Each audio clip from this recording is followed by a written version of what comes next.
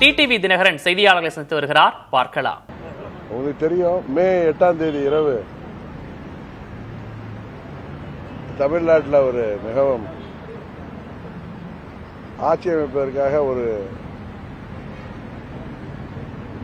குதிரை பேரம் தொடங்கியது. அன்றைக்கு இரவே இங்கே வந்து நான் உங்களுக்கு சந்திச்சு சொன்னேன்.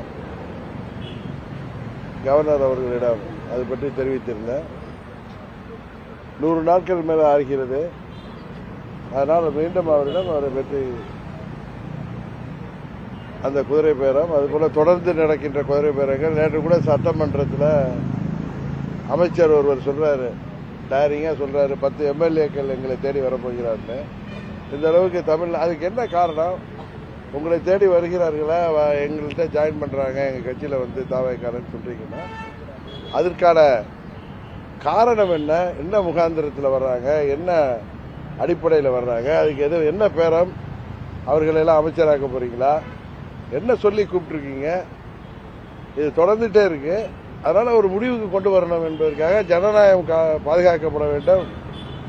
வாக்களித்த தொகுதி மக்களுக்கு எதிராக அந்த சட்டமன்ற உறுப்பினர்கள் பதவி ஆசையிலேயோ பணத்தாசையிலேயோ செய்கின்றதெல்லாம் தடுக்க வேண்டும் என்பதற்காக, தமிழ்நாட்டில் ஜனநாயகம் காக்கப்பட வேண்டும் என்பதற்காக ஆட்சி அதிகாரத்தில் இருப்பவர்கள் எந்த கட்சியில் உள்ள எம்எல்ஏக்களையும் பேரம் பேசி ஆட்சி அதிகாரம் இருக்கின்ற காரணத்தினால் அவர்களுக்கு பதவி ஆசை, பொருளாசை காவித்து அவர்களை தங்கள் பக்கம் வளைப்பது ஜனநாயகத்திற்கு புறம்பானது. கட்சிகளின் நலனை பாதிக்கும். இன்னும் சொல்ல போனால் அரசியல் அடிப்படையே பாதிக்கிறது. தொகுதி மக்கள் அளித்த தீர்ப்புக்கு எதிராக அந்த சட்டமன்ற உறுப்பினர்கள் செயல்படுவதும், பச்சோந்திகள் போல் செயல்படுவதும், அவர்களுக்கு ஆசை வார்த்தையை சொல்லி ஆட்சி அதிகாரத்தை காட்டி அவர்களை தங்கள் பக்கம் இழுக்கின்ற ஓநாய்களுக்கும் ஒரு முடிவு கட்ட வேண்டும் என்பதற்காக தூய சக்தி என்று சொல்லி நம்ம எல்லாம் ஏமாற்றிக் கொண்டிருப்பவர்களின் முகமூடியை கிழித்தெறிந்து உண்மை சொரூபத்தை காட்ட வேண்டும் என்பதற்காக கவர்னர் அவர்களிடம் கோரிக்கை வைத்திருக்கிறார். அதை அவர் ஆவணம் செய்கிறேன்.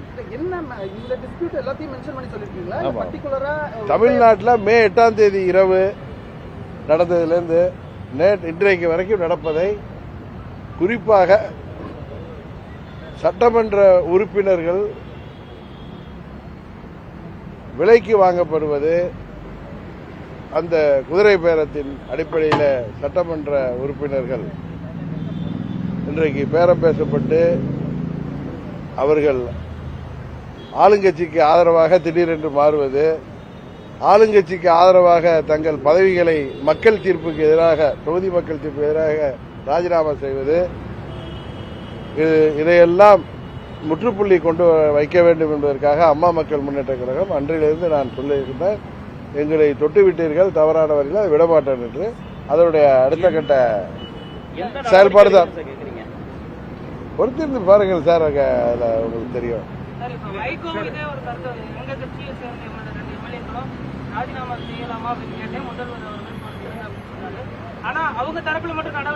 இல்ல எங்க எம்எல்ஏக்கள் எல்லாம் முதலமைச்சர் வந்து ராஜினாமா செய்ய சொன்னாரு.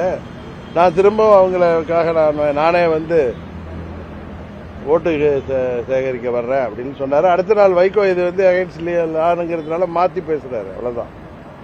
பொதுவா இன்றைக்கு என்ன வேணும் தமிழ்நாட்டில் என்ன சுபாஷ் இப்படி கேட்கறீங்க? விடிய கதை கேட்டு தமிழ்நாட்டில் நடக்கிற இந்த குதிரை பேர அரசியலை முடிவு கொண்டு வர வேண்டும். அதில் ஈடுபடுகின்ற ஆளுங்கட்சியையும் பணத்துக்காகவும் பதவிக்காகவும் தங்கள் கட்சிக்கும் மக்கள் தீர்ப்புக்கும் எதிராக செயல்படுபவர்களை தக்க பாடம் புகட்ட வேண்டும் என்பதற்கான முயற்சியில அடுத்த கட்டமாக கவர்னரை வந்து சந்திச்சிருக்காங்க.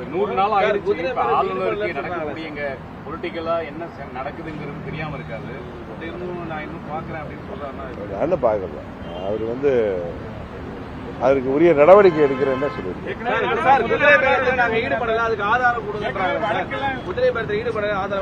தம்பி, நீங்க என்ன புதுசா வந்திருக்கீங்களா சென்னைக்கு? இல்ல, அன்றைக்கு எங்க சட்டமன்ற உறுப்பினர் எனக்கு ஒரு கடிதம் கொடுத்த பிறகு திரு விஜய் அவர்கள் மே 8ஆம் தேதி இரவு ஆளுநரை சந்திக்க வந்த பொழுது அவர் கொடுத்த ஆதரவு கடிதங்கள்ல அம்மா மக்கள் முன்னேற்ற கழகத்தைச் சேர்ந்த ஒரு சட்டமன்ற உறுப்பினர் ஆதரவு கடிதத்தை கொடுத்தார். அதை பார்த்து விட்டு தான் நான் கவர்னரை சந்திக்க வந்தேன், எனக்கு கொடுத்த கடிதத்தோட.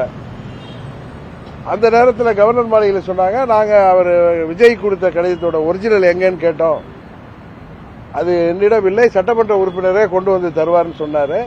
நாங்க உடனே அவரை கால் பண்ணி, இது உங்கள் கையெழுத்தா உங்களது லெட்டரா அப்படின்னா நீங்க நேரம் வாங்கன்னு கூப்பிட்டோம். அவர் தடுமாறி சொன்னாரு, வர்றதா சொல்லியிருக்காரு. நான் போயிட்டேன். ஏன்னா அன்னைக்கே நான் சொன்னேன், ஒன்னு குதிரை பேரமா இருக்கணும், இல்ல போர்ஜரி லெட்டரா இருக்கணும். நீங்க வேணா என்னுடைய பழைய செய்தியாளர் சந்திப்பு பார்த்து தெரியும். இப்ப அவர் திரும்பவும் அவரே இங்க ஒரு கடிதம் தயார் பண்ணி கவர்னர்கிட்ட கொடுத்தப்ப என்னையும் அழைத்தார்கள். அவர் கூட வந்த வக்கீல் கூப்பிட்டு அந்த கடிதத்தின்படி உங்களுக்கு தெரியும், அந்த காப்பியெல்லாம் பார்த்துருப்பீங்க. என் கையெழுத்து யாரோ போர்ஜரியா போட்டிருக்காங்க, விஜய் கொடுத்த கடிதம் அப்படின்னு சொல்லி கொடுத்தாரு.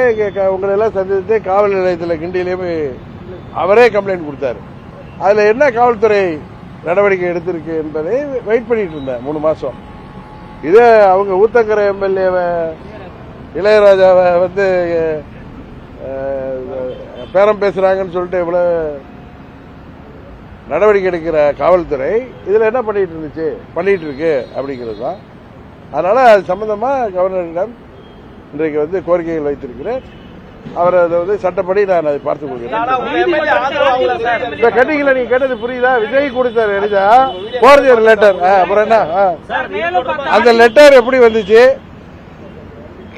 அது காமராஜ் கொடுத்திருந்தா கார்ல வைத்து கடிதம் வாங்கியது யார்? எல்லா டீட்டெயிலுமே எல்லாருக்கும் தெரியும், உங்களுக்கு தெரியும், எனக்கு தெரியும். அதை பத்தி விசாரணை வேணும். அதுபோல தொடர்ந்து அதிமுக சட்டமன்ற உறுப்பினர்கள் பலர் 6 பேர் ரிசைன் பண்றதுக்கு காரணம் 5 பேர். அதை தொடர்ந்து இப்பொழுது நேற்று சட்டமன்றத்தில் திரு செங்கோட்டையன் அவர்கள் 10 எம்எல்ஏக்கள் எங்கள் கட்சியில் சேர வர்றாங்க அதிமுக சொல்றாங்க. இதுக்கெல்லாம் என்ன அடிப்படையில் இது நடக்குது? இது குதிரை பேரந்தானா? அது சம்பந்தமா விசாரிக்கணும். அடுத்த கட்டமா ஆளுநர்கிட்ட தானே முதல்ல முறையிட்டோம். அதனால முறையிட்டு இருக்கேன். அவர் அதுல உரிய நடவடிக்கை எடுக்கிறேன்னு சொல்லியிருக்காரு. வெயிட் ஆளுநர் நடவடிக்கை எடுத்துங்கன்னு சொல்லியிருக்காரு. வெயிட் பண்ணி பார்ப்போம்.